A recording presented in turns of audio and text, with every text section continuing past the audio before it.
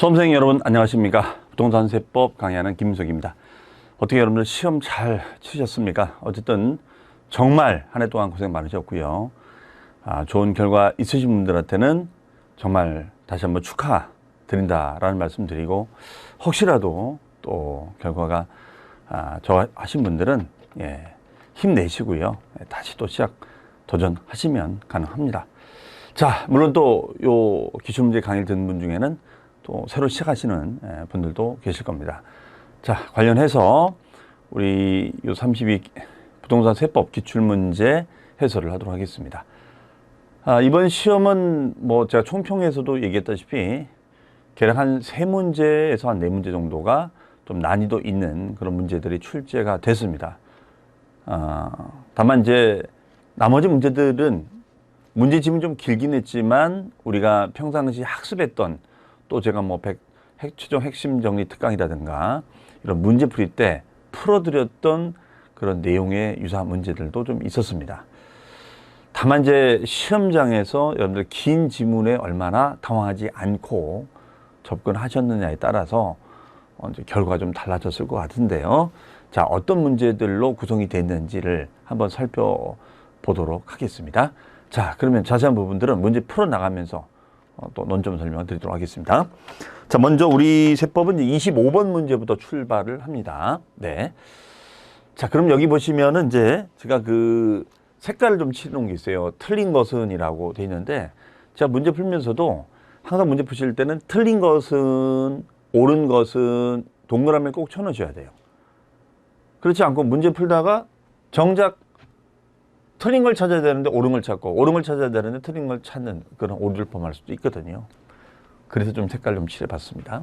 자, 25번 문제는 바로 취득세에 대한 그 종합문제 스타일의 문제가 출제가 됐습니다. 그래서 이번 시험은 대략 한 3문제 정도가 출제가 됐는데요. 한번 보겠습니다. 자, 우리가 그 핵심 정리 특강 시간에도 또 우리 문제풀이 단계에서도 이렇게 요즘은 지문이 긴 내용들이 유행을 한다. 그 이유는 뭐냐면 지문이 긴 내용을 내므로써 읽는데 시간이 걸리게끔 해서 시간을 뺏는 그런 전략이거든요. 출제위원들 입장에서는. 그래서 이렇게 지문이 길 때는 우리가 이걸 다 읽는 것보다는 핵심어를 빨리 찾아서 핵심 문장이 맞는지 틀리는지 그런 부분들을 고민해 보자고 그랬어요. 그래서 그런 부분들이 연습이 좀 되신 분들은 긴 지문들도 좀 빨리 풀 수가 있었을 것 같은데 어떤지 모르겠습니다. 자, 그러면 요 1번 지문 같은 경우에는 뭐 도심이 주거 환경정비법이라는 내용 자체가 중요한 건 아니거든요. 그러니까 이런 거는 가볍게 넘어가는 거죠. 그럼 여기서 키워드는 뭐냐면 우리가 재건축 조합이 재건축 사업을 하면서 조합원으로부터 취득하는 토지 중, 자, 조합원에게 귀속되지 아니하는 토지, 요게 키워드죠.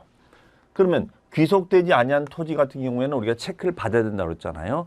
그러면은 우리가 체크를 받을 때는 소유권 이전 고시가 되는데, 우리가 고시의 효과는 많이 설명드린 부분이야. 고시의 효력 시기는 고시일이다, 다음날이다? 다음날이다. 만약에 이게 고시일이 됐으면 이건 틀리는 거죠. 그렇죠? 그렇게 해도 변형할 수가 있는 거예요. 자, 그다음에 두 번째. 우리 두 번째 이 지문은 우리가 아마 여러분들 이 지문 보시고 저한테도 정말 너무 익숙한 지문이 나왔다, 교수님. 이렇게 회시험 오신 분들이 많이 계시더라고요. 네, 아마 이 지문 보시면서 바로 답을 했었을 것 같아요. 즉, 이 제도를 우리가 뭐라 배웠죠? 과세 유형의 변경이다. 유형의 변경이다. 이렇게 공부했잖아요.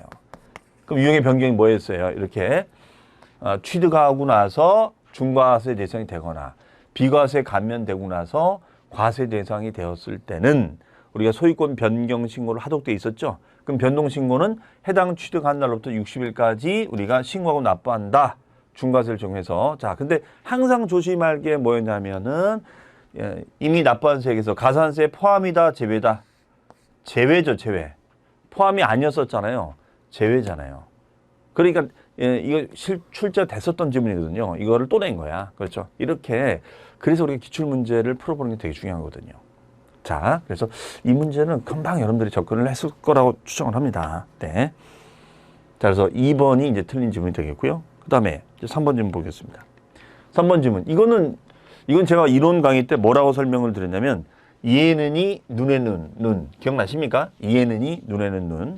즉 대한민국 정부기관의 취득에 대해서 외국 정부가 과세하지 않으면은 우리가 비과세가 되고, 과세가 되면은 이에는 이, 눈에는 눈이니까 부과한다. 자, 이런 논리였었죠. 그 다음에 상속으로 인한 취득은, 이거는 취득 시기를 물어본 거죠. 그럼 상속은 상속 개시일이고 징여는 계약일, 이렇게 접근했었잖아요. 자, 어려운 질문 아닙니다. 개시일의 취득 항소로 본다. 그 다음에 5번. 자, 등기 등록을 하지 아니한 경우라도 사실상 취득한 것으로 본다. 실질과세 원칙을 말하는 거죠. 많이 본 질문이었어요. 자, 그래서 정답은 우리가 2번이 되겠습니다. 그래서 25번 문제는 좀 공부가 되셨으면은 접근하기 충분히 접근이 되셨을 거라고 추정합니다. 네. 자, 그다음에 26번. 자, 26번 문제도 우리가 많이 접해봤던 문제가 출제가 됐어요. 바로 미등기 양도자산 문제죠. 그럼 미등기 양도자산 문제 풀 때 우리가 두 가지 관점이었잖아요. 미등기 양도했을 땐 불이익이 뭐냐, 그다음에 등기 불능적 원인 됐을 때는 불이익을 받지 않는다. 그런데 이번 시험에 이 문제를 두 문제나 냈어요. 즉, 요거는 불이익 규정이고, 이제 후반부에 가보시면은 등기 불능 사유가 됐을 때는 미등기 양도자산을 제외한다. 그 문제가 또 낸 거예요. 사실은 그렇게 중복해서 두 문제를 한 주제 가지고 두 개를 내지는 않는데, 좀 그 부분이 글쎄, 제가 출제위원이라면 그렇게는 안 했을 것 같은데, 하여튼 이번에는 그렇게 출제를 했습니다. 하지만 내용 자체는 어렵지 않았다. 이런 얘기가 되겠습니다.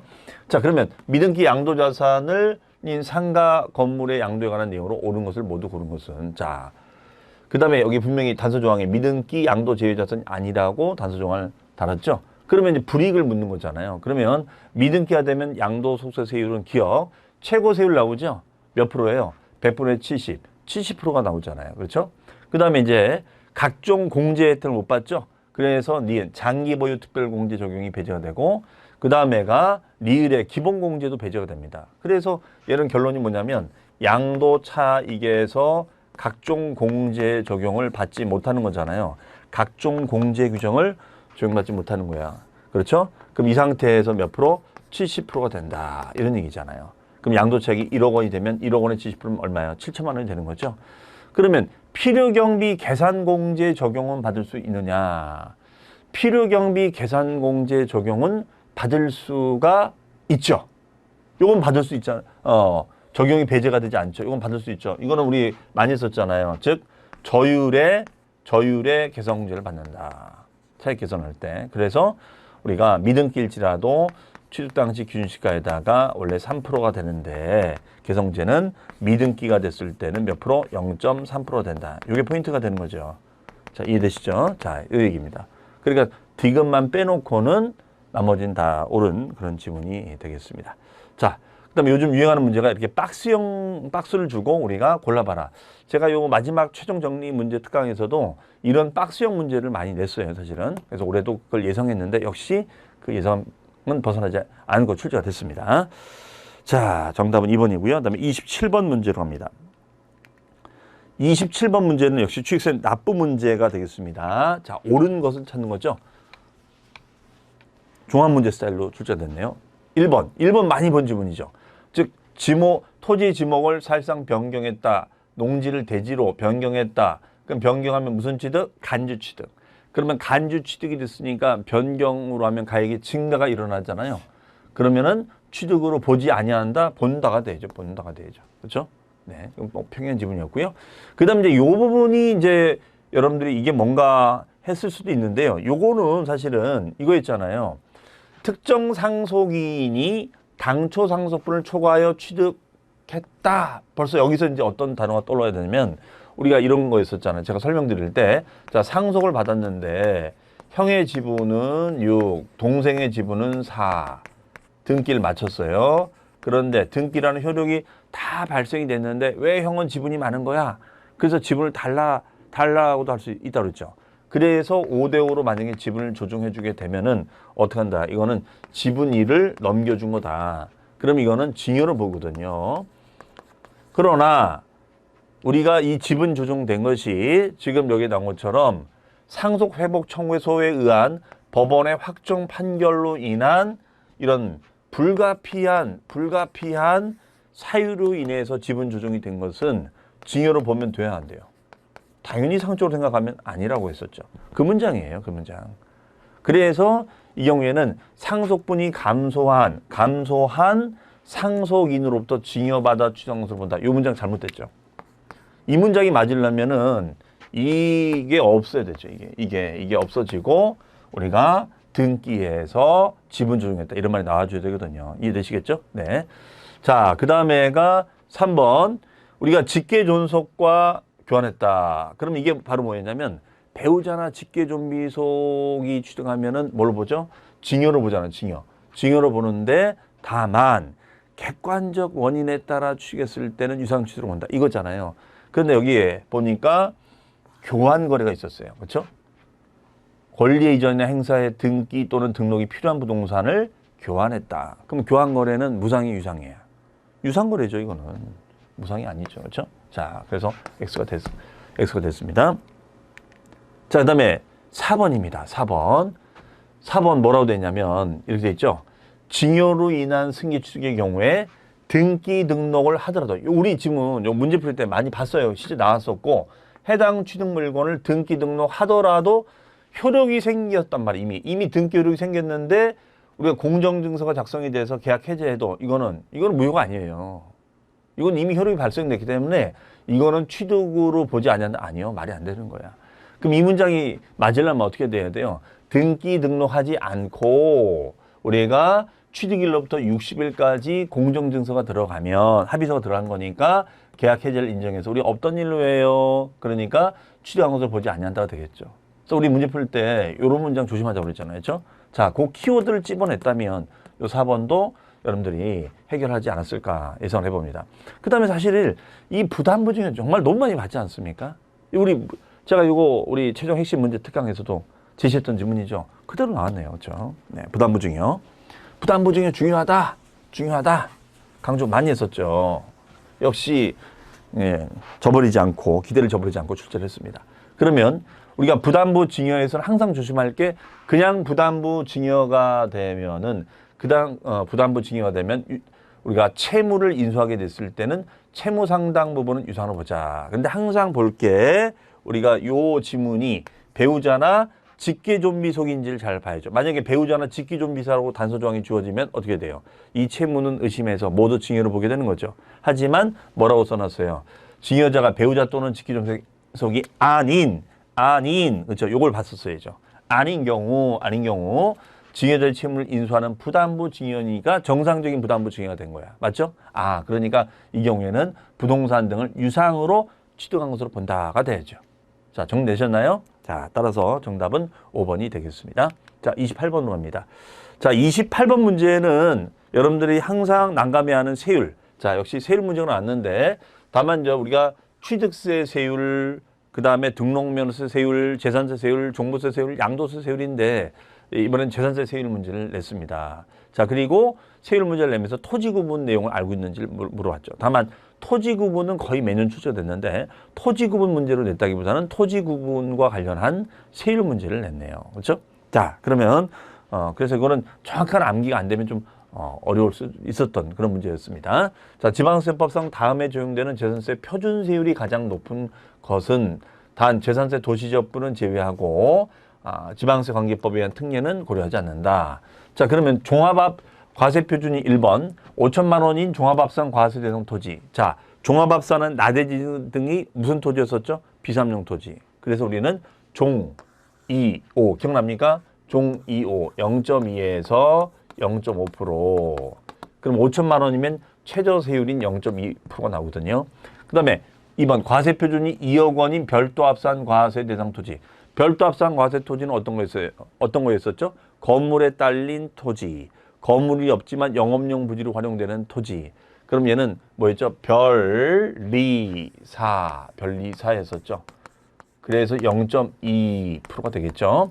그 다음에 3번 과세표준이 1억 원인 광역시 군지역에서 농지법에 따른 농업법인이 소유하는 농지로서 과세기준 현재 실제 영농에 사용하고 있는 농지. 6월 현재 영농에 쓰고 있으니까 분리과세죠. 기억나시죠? 분리과세, 농지 등은 농7, 0.07%. 가장 낮은 세율이죠. 그래서 가장 낮은 세율 찾으면 무조건 얘야. 무조건 얘고 얘는 비례세율이기 때문에 비례세율이기 때문에 1억 원이든 1,000만 원이든 상관하지 않습니다. 그 다음에 4번입니다. 과세표준이 5억 원인 수도권 정비계획법에 따른 과밀억제권역 외.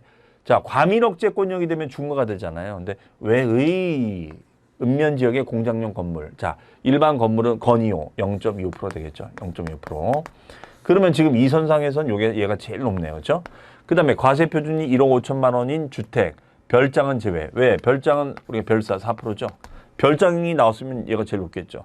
그 다음에 1세대 1주택에 해당하지 않은, 자, 이번에 개정된 1세대 1주택은 세율을 낮춰서 0.05에서 0.35%로 개정이 됐고 9억 원 이하다. 자, 그 내용을 암시하는 거죠. 그런데 그렇지 않은 주택이에요. 그렇지 않은 주택. 얘는 뭐예요? 주 1, 4. 그렇죠. 주 1, 4. 그렇죠? 그래서 얘는 최저 세율이 아니라 1억 5천만 원이기 때문에 나중에 세율표를 보시면 얘는 0.15%가 나와요. 0.15%.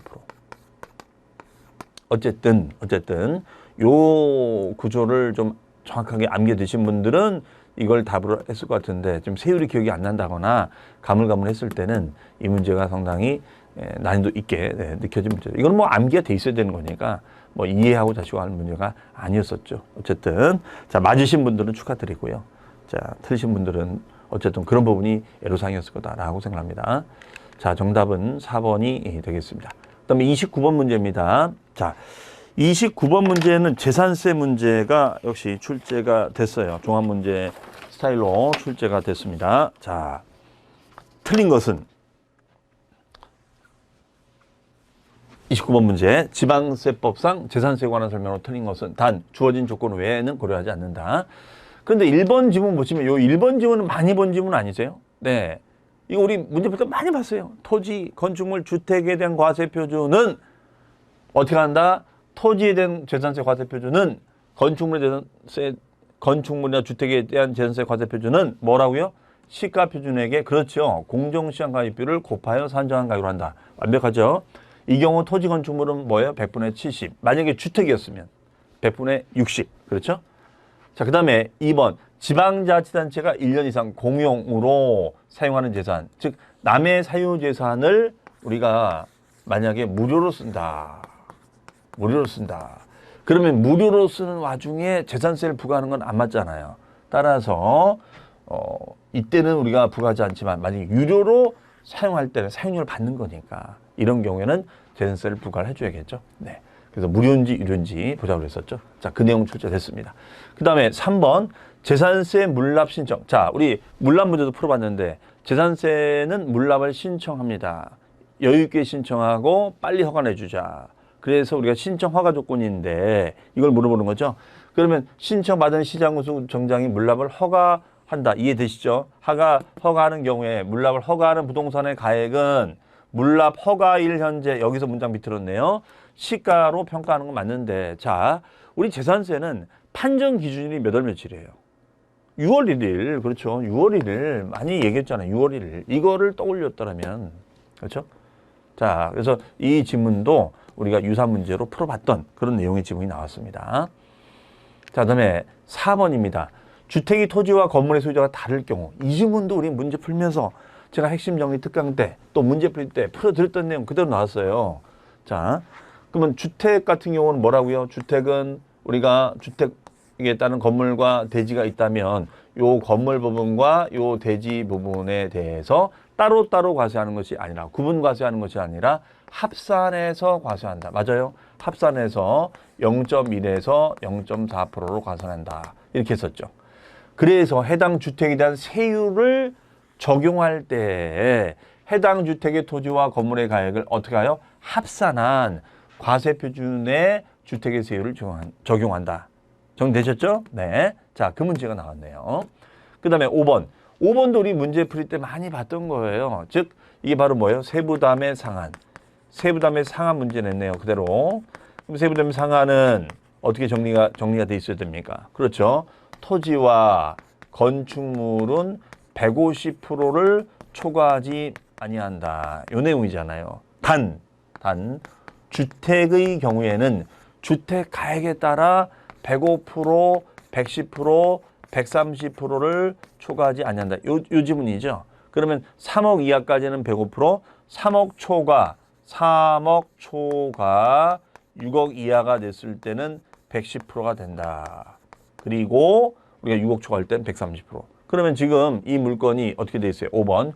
주택의 공시가격이 6억 원인 주택에 대한 재산세의 산출세액이 직전 연도에 해당 주택에 대한 재산세액 상당액의 100분의 110을 초과하는 경우에는 100분의 110에 해당하는 금액을 징수할세액으로 한다. 그렇죠. 3억 초과 6억 이하. 이거를 외우고 있었다면 이건 금방 접근이 됐을 겁니다. 자, 따라서 틀린 지문은 3번이 되겠습니다. 물납 허가일 현재가 아니라 과세 기준 현재의 시가로 간다가 되겠습니다. 그래서 29번 문제도 그렇게 중급에 해당되는 문제이긴 한데 우리가 많이 접했던 내용들의 문제가 출제가 됐어요. 그래서 이 부분도 접근이 됐지 않았을까라고 예상합니다. 그 다음에가 이제 30번 문제. 역시 요즘 유행하는 박스형 문제가 출제가 됐고요. 골라봐라. 그런데 상당히 지엽적인 주제가 나왔어요. 지방세법상 시가 표준에 관한 설명을 옳은 것을 모두 고른 것은. 자, 분명히 제가 이렇게 지엽적인 문제 낼 거다. 보통 우리가 틀리라고 내는 문제 한 10% 정도 된단 말이에요. 그 중에 이제 한 문제 낸 겁니다. 그러니까 이런 문제들은 여기서 당하지 말고 여러분들 보시고 야, 이게 무슨 말인지 모르겠다. 그러면 체크하고 넘어가고 나중에 생각하자. 이렇게 했었죠. 그리고 이제 안 되면 찍어야 되는 건데. 자, 그러면 시가표준액이 뭔지는 다 아십니다. 바로 지방세를 부과할 때 쓰는 기준금액을 말한다. 그런데 이렇게 시가표준액의 쓰임새, 취득세 등록면허세 신고하지 않는다거나 과소신고한다거나 재산세를 정할 때 쓰는 거다. 이게 사실 포인트인데 이걸 디테일하게 진짜 이걸 지정권자가 누구냐, 결정권자 누구냐 이건 물어본 건데 그게 사실 세법에는 중요하지 않아요. 근데 이걸 가지고 말장난을 쳐놨다. 어쨌든 좀 어렵게 지엽적인 문제를 내는 건 좋은데 이런 내용을 문제를 내게 되면 좀 약간 뭐라고 할까요? 좀 치사하다 이런 생각이 듭니다. 자, 봅니다. 보겠습니다. 옳은 것을 모두 고른 것은 자, 기억은 뭐 여러분들 우리 쉽게 접근이 됩니다. 토지의 시가 표준액은 세목별로 납세의 성립 시기 당시 그렇죠. 토지의 시가 표준액을 뭐라고 한다고요? 개별 공시지가가 공시된 경우에는 개별 공시지가로 한다. 이거는 문제는 뭐 오리 없죠. 완벽하죠. 5입니다. 그다음에 니은 건축물의 시가표준액은 우리가 소득세법령에 따라 매년 1회에 국세청장이 산정. 왜냐하면 양도소득세나 상속지연세를 우리가 다루기 때문에 그렇습니다.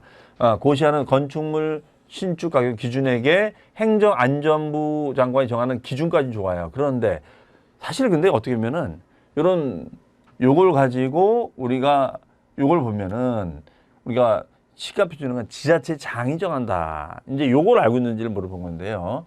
사실은 힌트를 주긴 줬어. 행안부 장관이 아니 국토부 장관하고 행안부 장관하고 급이 같은데 그렇죠? 국어적으로 봤을 때 아니 장관이 다른 장관한테 허락받습니까? 이건 좀 말이 안 되지 않나요? 그렇죠? 자, 그렇게 좀 보셨다면은 야, 좀 이상한 문제긴 한데 어쨌든 그런 부분으로 접근했으면은 가능하지 않았을까 싶기도 한데요. 자, 이런 행안부 장관이 정한 기준을 정하여 이걸 토대로 지자체장들이 정하는 겁니다. 그러면 세종시는 세종특별자치시, 제주도는 제주특별자치도, 시군, 시장군구청장이 정하는 거지. 국토부 장관이 여기 왜 나옵니까? 그렇죠? 네. 결정한 가격으로 한다. X가 되겠습니다. 얘도 마찬가지예요. 공동주택의 시가표준액은 우리가 공동주택 가격인데 공시가 되지 아니할 수 있어요. 그러면 지역별, 단지별, 면적별, 층별 특성 및 거래 가격을 고려하여 행정안전부 장관이 정하는 기준에 따라 여기까지 좋아. 그런데 장관이 정한 걸 왜 다른 장관이 결정합니까? 이게 말이 안 되는 거죠. 국토부 장관이 아니라 지방자치단체의 지방자치단체장이 산정한다가 되겠습니다. 자, 그래서 옳은 정답은 기억이 되겠습니다. 31번 문제로 갑니다. 자, 31번 문제 같은 경우에는요.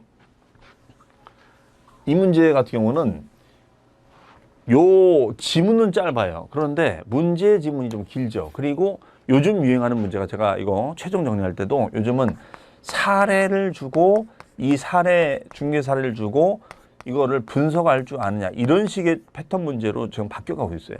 이런 문제를 이번에 2문제 이상 출제를 했습니다.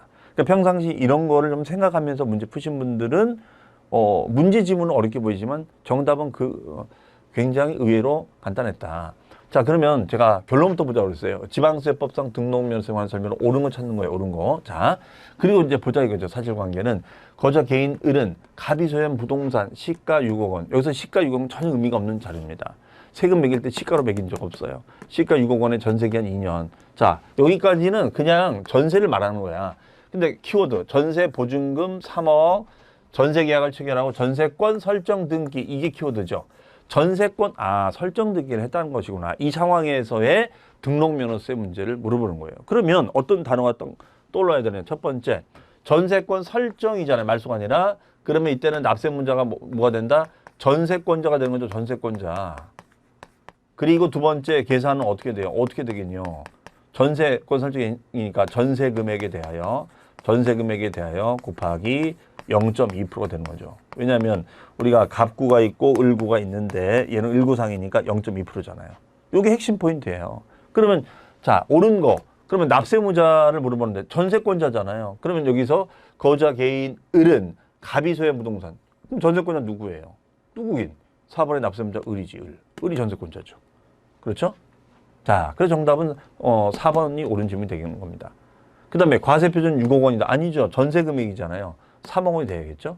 그 다음에 표준세율은 전세보증금의 1,000분의 8이 아니라 0.2%니까 1,000분의 2가 돼야죠. 그 다음에 납부세액은 6천 원이다. 말이 안 되는 거고요. 3억 원에 대해서 0.2%잖아요. 그러면 3억 원에 20%가 6천, 2%가 600, 0.2%면 60만 원이네요. 60만 원. 그렇죠? 60만 원. 이거야 뭐 여러분들 계산해 보시면 되겠죠. 최저한세가 아니라는 거고요. 그 다음에 납세지는 취득세나 등록면허세는 기본적으로 소재지잖아요. 다만 특허권 등은 주소지로 간다. 자, 그래서 문제 지문은 대개 이제 이런 스타일로 냈지만 결론적으로 전세권 설정 등기가 키워드를 찾아냈다면 정답은 의외로 빨리 찾지 않았을까라고 예상을 해봅니다. 네. 자, 정답은 4번이고요. 32번입니다.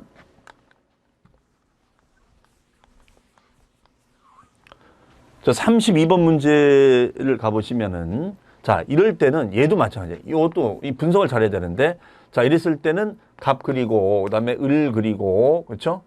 그러면, 자, 그러면 거자 개인 갑이 을로부터 부동산을 취득하여.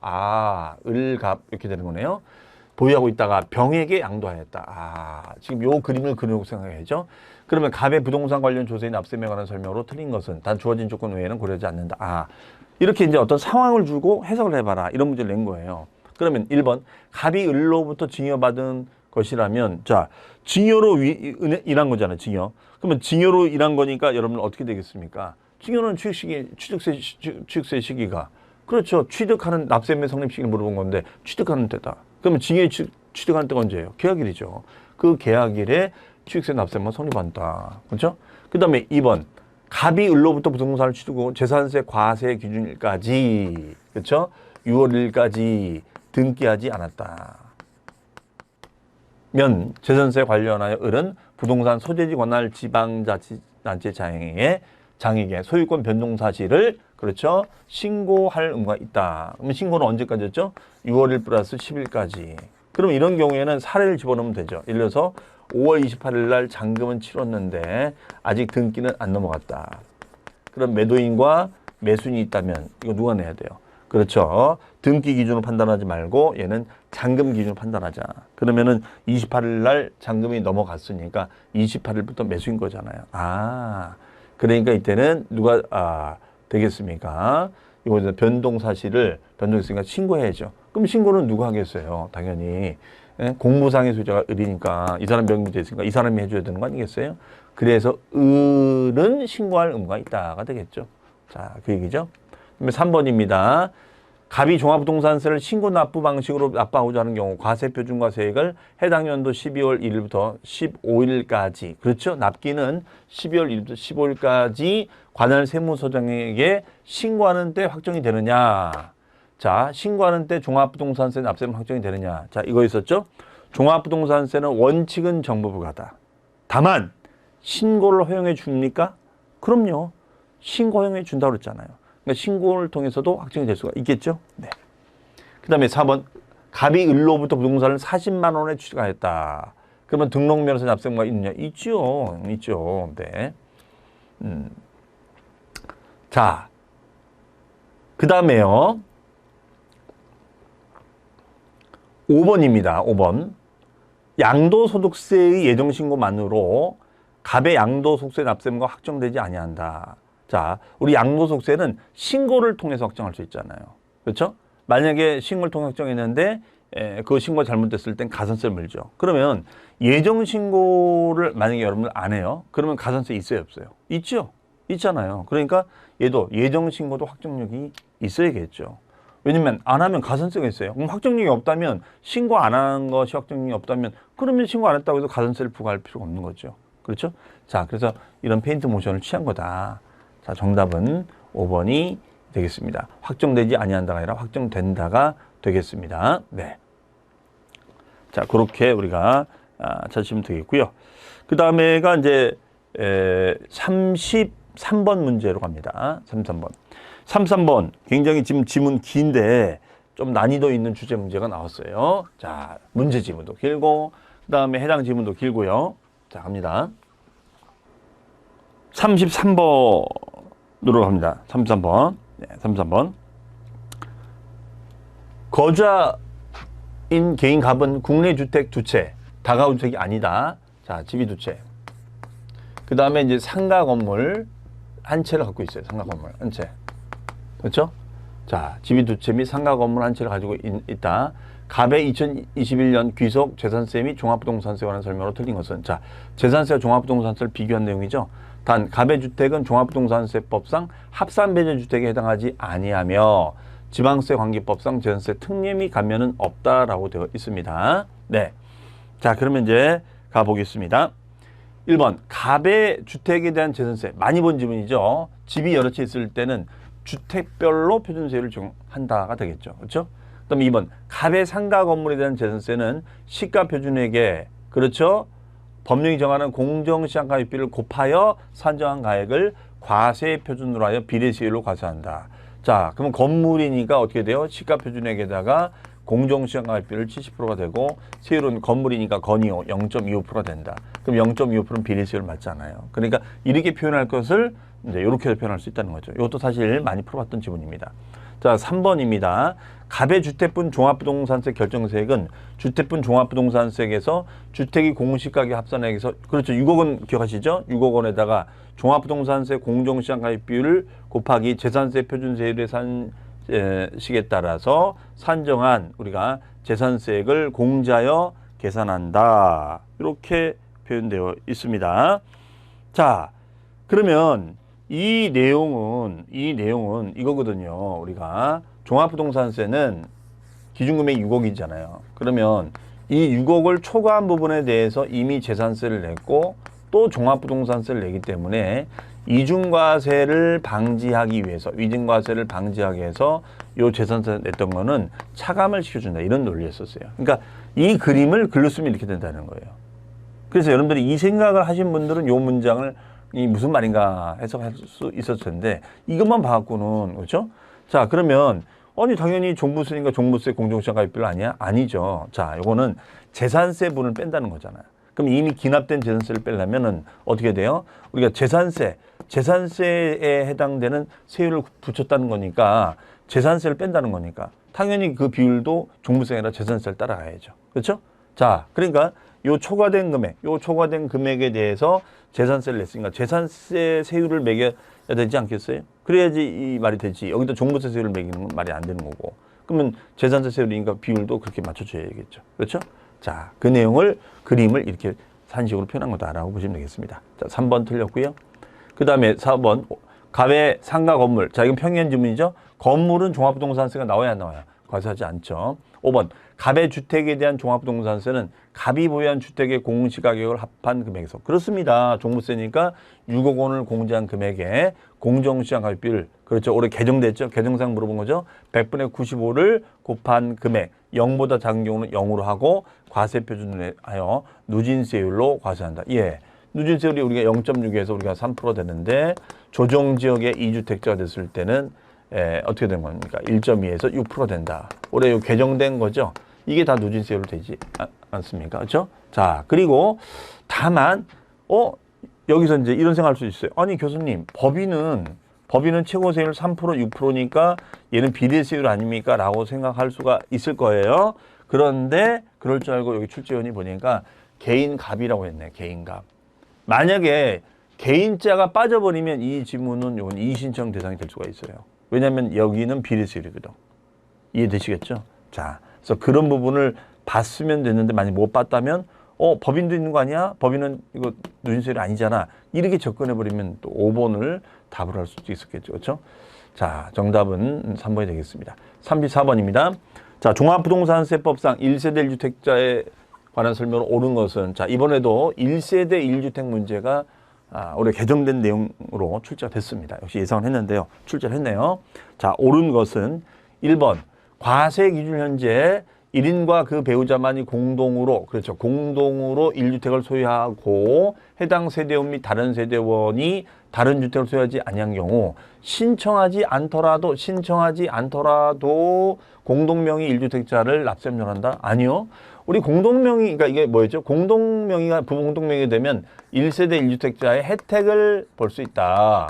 혜택이라는 것은 기준 금액이 3억에 우리가 6억이었는데 최종 개정돼서 이게 얼마예요? 5억에 6억으로 바뀌었다고 했고요. 두 번째는 우리가 연령별, 그 다음에가 보유기간별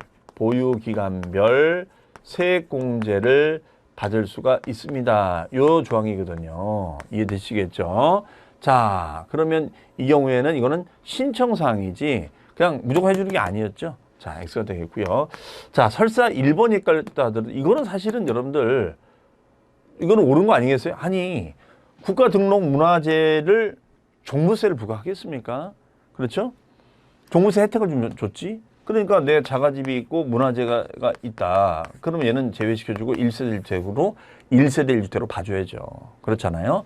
따라서 국가등록문화재에 해당하는 주택은 1세대가 소유한 주택에서 제외한다가 되겠죠. 자, 이런 상적인 판단을 했다라면 다른 게 헷갈렸다 하더라도 2번을 답을 할 수 있었지 않을까라고 예상을 해봅니다. 3번 1세대가 일반 주택과 합산 배제 신고한 임대주택을 각각 한 채씩 소유한 경우 해당 일반 주택의 그 주택의 소유자가 실제 거주하지 않더라도 요거 의심스럽죠? 네. 주택은 상시 주거로 써야 되는 거였거든요.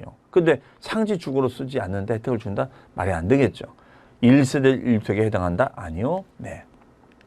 3번 들렸습니다. 4번 1세대 1주택자는 주택의 공시가격 합한 금액에서 6억 원을 공제한 금액에 다시 3억 원을 공제한 금액에 공정시장 합비를 곱한 금액을 과세표로 한다? 아니죠. 5억 원에 6억이 돼서 총 11억 원이 되겠죠. 그렇죠? 틀렸고요. 5번 1세대 1주택자에 대하여는 주택분 종합부동산세 산출세액에서 소유자의 연령과 주택 보유기간에 따른 공제를 합계. 자, 올해 개정된 거죠. 개정된 거 물은 거죠. 그러면 중복공제 비율은 올해부터 100분의 70이 아니라 100분의 80의 범위에서 중복하여 공제한다. 자, 우리 많이 본 질문이 되겠죠? 그렇죠? 자, 따라서 정답은 우리가 근데 여기서 한 가지. 네, 요거는 70%가 아니라 80% 된다는 거. 자, 정답은 2번이 되겠습니다. 자, 그래서 이게 낯선 지문도 있었고 아는 지문도 있었을 때 확실한 걸 답으로 해야 된다가 되겠습니다. 자, 35번으로 갑니다. 35번 문제 종합부동산세 종합문제 스타일로 나왔는데요. 토지분 종합부동산세 문제가 나오면 그렇게 어렵지 않을 거라고 예상을 했는데 역시 그런 식 패턴으로 문제가 나왔습니다. 자, 갑니다.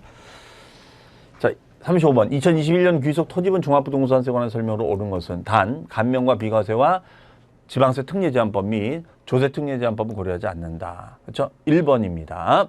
자, 1번. 재산세 과세 대상 중 분리과세 대상 토지. 자, 끝났네요.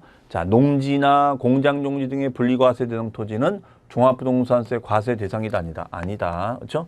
2번 종합부동산세 분납은 허용되지 않는다. 허용이 되죠. 네. 허용이 됩니다. 얼마 초과? 250만 원 초과. 그다음에 3번 종합부동산세 물납은 허용되지 않는다. 아, 너무 평이한 지문이네요. 얘는 완벽하게 맞는 얘기죠. 그다음에 4번 납세자에게 부정행위가 없으며 특례 제척 기간에 해당하지 않는 경우 원칙을 물어본 거죠. 납세매 성립으로부터 3년이 지나면 아니죠. 5년이죠. 5년. 제척 기간 물어본 거잖아요. 그럼 기본이 몇 년이에요? 원칙이 5년이 지나면 종합부동산세를 부과할 수 없다. 무신고 7년, 사기 등 7년. 그래서 사실은 이게 조세 총론에 관련된 문제인데 그 문제들 요 강론세법 문제에 출제를 했더라. 그다음에 5번 별도 합산 과세 대상인 토지의 재산세로 부과된 세액이 세부담의 상한을 적용받은 경우에는 자, 이거 시험에 나왔던 질문이죠. 당연히 세부담의 상한을 따졌는데 상한을 적용받기 전에 세액을 별도 합산 과세 대상 토지분 종합부동산세액에서 공제한다? 아니죠. 받아야죠. 그렇죠? 네. 자, 정답은 4번이 되겠습니다. 3번이 되겠습니다. 정답은 3번. 그다음에 36번으로 갑니다. 자, 이 36번 나왔을 때 여러분들 반갑지 않으셨어요? 우리 이거 계산 문제로 제가 여러 번 풀어드렸고 했기 때문에 또 나올 수가 있다 했는데 역시 나왔어요. 그대로 나왔습니다. 다음은 거주와 갑의 상가 건물 양도소득세 관련 자료이다. 이 경우 양도차익은 단 양도차익을 최소화하는 방향으로 필요행비를 선택하고 부가치세는 고려하지 아니한다. 자, 여기서 키워드는 뭘까요? 그렇지요. 취득 당시 실질거래가액이 확인 불가능하다. 그러면 우리 떠오르는 게 뭐죠? 양도가액에서 마이너스 취득가액을 몰라.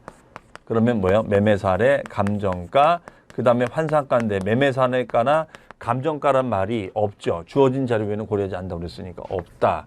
환산가. 환산가 공식이 뭐예요? 양도 당시 금액 곱하기 양도 당시 기준시가분의 취득 당시 기준시가 여기서 많이 해봤었죠. 그리고 마이너스 계산 공제를 한다고 그랬죠. 계산 공제를 해줘야지 여기에는 자본적 지출과 소개비를 빼주면 안 된다고 그랬어요. 그리고 비교해서 장롱에서 발견된 비용이 있다면 그 자본적 지출과 양도 비용과 비교해서 어떤 걸로 한다? 큰 금액으로 하자. 이거 했었잖아요. 그렇죠? 그러면 양도 금액이 우리가 5억 원이 되는 거고 이 5억 원에다가 양도 당시 기준시가 얼마예요? 4억. 취득 당시 기준시가 2억. 2분의 1. 2억 5천. 2억 5천이 되는 거고요. 그 다음에 계산은 어떻게 되는 겁니까? 취득 당시 기준시가가 2억 원이니까 2억 원에 대해서 곱하기 3%.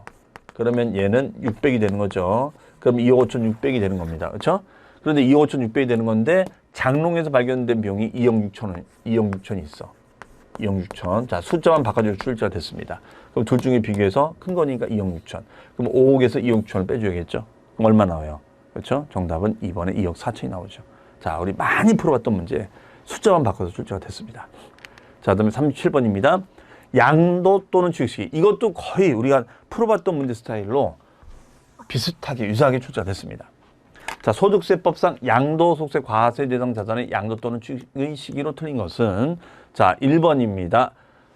이거 우리 풀어봤던 지문이네요. 도시개발법에 따라 교부받은 토지의 면적이 환지 처분에 의한 권리 면적보다 증가, 증환지 또는 감소, 감환지가 됐을 때는 우리가 양도 또는 취득 또는 양도되는 거죠. 그러면 환처분 공고하고 제가 강조했어요. 공고일입니까? 공고한 날의 다음 날입니까? 그렇죠. 공고가 있은 날의 다음 날이 돼야죠. 이거 강조 많이 했잖아요. 다음 날. 다음 날이 돼야지 효력이 생긴다. 그 다음에 2번. 기획재정부력이 정하는 장기 할부 조건의 경우 1년 이상의 할부 조건을 말하죠. 그럼 얘는 키워드가 뭐예요? 등 동그라미, 인 동그라미, 사. 기억납니까? 등, 인, 사 중에 무슨 날? 빠른 날. 선택할 때는 소유권 이전 등기 등록 및 명의 개설을 포함 접수일, 인도일 또는 사용수일 중 늦은 날, 빠른 날, 빠른 날. 그렇죠? 그 다음에 3번. 건축 허가를 받으면 사용 승인이 되지만 허가를 받지 않고 자가 건설했다. 무허가네요. 그러면 그 건축물은 사용 가능하잖아요. 그러니까 사실상 사용일이 됩니다. 4번. 민법 제245조 제1항 규정에 의하여 부동산의 소유권을 취득하는 경우에는 그렇죠. 점유죄가 났으니까 점유 개시가 먼저다, 등기가 먼저다. 그렇죠. 당해 부동산의 점유를 개시한 날이 되겠죠. 5번. 대금 청산일 원칙인데 그날이 분명하지 않아. 그러면 형식적 기준으로 가야겠죠. 그러면은 등기부 등록부 또는 명부 등에 기재된 등기 등록 접수일 또는 명의개소로 가자가 되겠습니다. 정답은 1번이 되겠습니다. 38번으로 갑니다. 자, 38번 문제도 굉장히 문제 지문 자체는 공포스러워 보이는데 실제로 문제 지문은 우리가 다 풀어봤던 내용이고 기출됐던 내용의 문제를 냈어요. 자, 보겠습니다. 굉장히 있어 보여요. 거주와 갑은 2015년도에 국외 한 채의 주택을 미화 10만 달러 취득 자금 중 일부 외화 차입에 취득하였고, 미화라는 말 오랜만에 들어보네요. 2021년도에 동주택을 미화 20만 달러에 양도했다. 차익이 생겼다는 거구나. 그러니까 어쨌다는 거냐. 이 경우 소득세법 설명으로 틀린 것은 난 갑은 해당 자산의 양도일까지 5년 이상 국내 주소를 두고 있다. 그러니까 국외자산의 양도소득세 규정을 의미하는구나. 그러면 국외자산의 양도소득세 포인트는 뭐예요? 장특공제가 안 되고, 그렇죠? 양도 차익을 계산해 주되 마이너스 장특공제가 있고 마이너스 기본공제가 있은 다음에 과표가 있고 세율은 그냥 6에서 45%가 된다. 즉 중과세율이 아니라는 거죠. 네. 다만 장특공제는 없다. 그럼 세율은 중과되지 아니한다. 이게 포인트잖아요. 그렇죠? 자, 갑니다. 1번. 갑의 국외주택에 대한 양도 차익은 그렇죠. 이건 똑같아요. 양도가에서 취득가까지는 좋은데 갑자기 계산문제가 왜 나옵니까? 계산문제가 왜 나옵니까? 그렇죠? 를 차감해 계산한다. 아니죠. 네, 1번 틀렸고요. 그 다음에 2번. 갑의 국외주택 양도로 발생하는 소득이 환율 변동으로 인하여 외화 차익금으로 발생한 환차익을 포함하고 있다. 이거 우리 시험에 나왔던 질문이에요. 그러면 이거 환율 변동으로 인한 거는 양도소득이 아니지. 그렇죠? 그래서 해당 환차익을 양도소득 범위에서 제외한다고 그랬어요. 이걸 풀어봤던 질문이에요, 우리가. 자, 그 다음에 3번입니다. 갑의 국외주택의 양도에 대해서는 해당 과세기간의 양도소득 금액에서 그렇습니다. 연 250만 원을 공제한다. 그렇죠? 자, 4번. 갑은 국외주택을 3년 이상 보유하였음에도 불구하고 장기 보유 특별공제금 공제하지 아니한다. 네, 공제한다. 우리가 공제하지 아니한다. 자, 요 지문 우리가 어떻게 되는 겁니까? 네, 요 해당 지문은 장특공제 공제 안 한다라고 했었잖아요, 그렇죠? 안 한다. 그다음에 5번 갑은 국외주택의 양도에 대하여 양도소득세 납세무가 있다. 예, 갑은 우리가 거주자가 되는 거니까, 그렇죠? 네, 자 여기 자자가 빠졌네요. 거주자의 납세무는 국내외 모든 소득에 대하여 납세무가 있다. 이게 포인트잖아요. 그렇죠? 요거를 우리가 집어냈더라면은 5번은 접근이 됐겠죠. 그렇죠? 네. 정답은 1번이 되겠습니다. 계산 문제는 말이 안 되는 거죠. 그러니까 뭐 사실은 그냥 이거는 제 생각에는 그냥 답을 준 거 아닌가. 정답을. 그렇죠? 자, 39번으로 갑니다. 자, 또 나왔어요. 아까 미등기 양도 불이익이 있었는데 이번에는 뭐죠? 소득세법상 미등기 양도 제외 자산을 모두 고른 것은 그러면 얘는 등기 불능 사유가 됐을 때는 불이익을 준다, 주지 않는다. 요거 말하는 거죠. 자, 기억 갑니다. 양도소득세 비과세 요건을 충족한 1세대 1주택 키워드죠. 건축법에 따라 허가를 받지 아니하여 무허가. 그럼 무허가 주택은 등기 불능 사유죠. 따라서 등기가 불가능한 자산이니까 미등기 양도에서 제외가 됩니다. 2번 법원의 결정 소송 중이야. 그래서 양도 당시 그 자산의 취득에 관한 등기가 불가능해. 그래서 얘는 제외자산. 그 다음에 도시개발법에 따른 도시개발 사업이 끝나지 않았어요. 종료되지 않으면 등기 못 넘기는 거 아시죠? 그러면 토지 취득 등기를 하지 아니하고 등기 불능으로 부른 거죠. 등기하지 않았다 하더라도 못 넘겨요. 양도하는 토지는 미등기 양도로 본다 안 본다 보지 아니한다가 되겠죠. 정답은 5번이 되겠습니다. 자, 마지막 40번 2월 과세 문제인데요. 자, 2월 과세 문제 나오면은 제가 문제 어떻게 풀자고 했냐. 그리고 이거 최근에 계속 출제가 되는 거니까 문제 어렵게 나오면 2월 과세 부당이익 문제 꼭 낸다고 그랬어요, 제가. 자, 근데 역시 됐습니다. 기대를 저버리지 않았어요. 그러면 갑이 여기는 키워드가 증여자 있고 그다음에 수증자 있고 제3자 있었죠. 그리고 증여자 붙고 그다음에 양도자 붙었어요. 그리고 증여 후 양도가 5년이죠. 5년. 네, 이 얘기예요. 그러면 이런 선상에서 문제를 푸는 거죠. 해석이. 그러면 어떻게 되겠습니까? 자, 이 경우는 1번 2월 과세를 적용하는 경우 요 증여세 낸 거 있으면 어떻게 돼요? 자, 거주자가 배우자로부터 증여받은 자산에 대하여 납부한 증여세는 필요 경비에 산입한다, 산입하지 아니한다. 산입하죠. 네, 산입하죠. 우리 부당행위 계산 부위는 산입하지 않았죠. 부가의 취소니까. 자, 맞고요. 자, 산입하지 않는다는 건 틀렸네. 그렇죠? 죄송합니다. 산입한다가 되죠. 산입한다. 그 다음에 2번 2월 과세를 적용받은 자산의 보유 기간은 증여한 배우자가 그 자산을 증여한 날을 취득한 날로 본다가 아니라 증여자가 당초 취득한 날로 본다가 되죠. 당초 취득한 날을 취득식으로 봐야죠. 그렇죠? 자, X가 되겠습니다. 3번 거주가 양도로부터 소급하여 5년 이내에 줬습니다. 그 배우자 양도 당시 사망으로 혼인관계가 소멸된 경우 포함해서 으로부터 증여받은 토지를 양도할 경우에는 2월 과세를 적용하느냐. 만약에 사망자가 빠졌으면은 혼인과 소멸했을지라도, 이혼했을지라도 이월과세 해준다고 했어요. 그런데 바로 요 조항이죠. 얘는 징역 양도기한이 5년 이내면은 이월과세를 해주는데 단 불가피한 사유로 이월 징역가 됐을 때는 이월과세 적용을 한다 안 한다, 아니한다, 이런 조항이 있었어요. 그 첫 번째가 바로 뭐냐면 사망, 두 번째가 수용 등, 세 번째가 1세대 1주택. 자, 이런 내용이 있었죠. 사망, 수용 등 1세대 1주택. 그 다음에 네 번째는 이월과세 안 하는 것이 이월과세 하는 것보다도 세금이 더 나와요. 이랬을 때는 불이익을 주지 아니한다, 이렇게 되는 거죠. 그렇죠? 자, 따라서 우리가 사망이 됐기 때문에 이때는 이월과세를 적용한다 안 한다, 아니한다 되겠죠. 그렇죠? 자, 그래서 되겠습니다. 자, 4번입니다. 거주자가 사민정고시로부터 소급하여 2년 이전에 배우자로부터 징역 받은 경우로서, 자, 이렇게 긴 법은 볼 필요 없어요. 키워드는 뭐예요? 수용된 경우에는, 비자발적 적용 수용된 경우에는 이월과세를 우리가 적용을 한다, 적용하지 아니한다. 그렇죠. 적용하지 않는다. 이 문장 말하는 거죠. 그렇죠? 그 다음에 5번, 이월과세를 적용하여 계산한 양도소득세 결정세액이 이월과세를 적용하지 않고 계산한 결정세액보다 적은 경우, 그렇죠? 적은 경우에는 이월과세 적용한다 안 한다? 안 한다. 그렇죠? 네, X가 되겠습니다. 자, 따라서 옳은 짐을 찾는 거니까 정답은 4번이 되겠죠. 그래서 우리가 이 내용만 정리했더라면 이 문제도 맞출 수 있지 않았을까. 그래서 요 중간중간에 문제가 몇 문제는 좀 어려웠는데, 35번부터 40번까지는 후반부에서는 우리가 많이 풀어봤던, 또 제가 예상했던 지문들이 출제가 됐어요. 그래서 그 부분을 좀 학습했더라면 잘 접근했을 거라고 예상을 하는데, 그러나 또 현장의 난이도가 있기 때문에 여러분들이 아마 좀 어려움이 있었을 겁니다.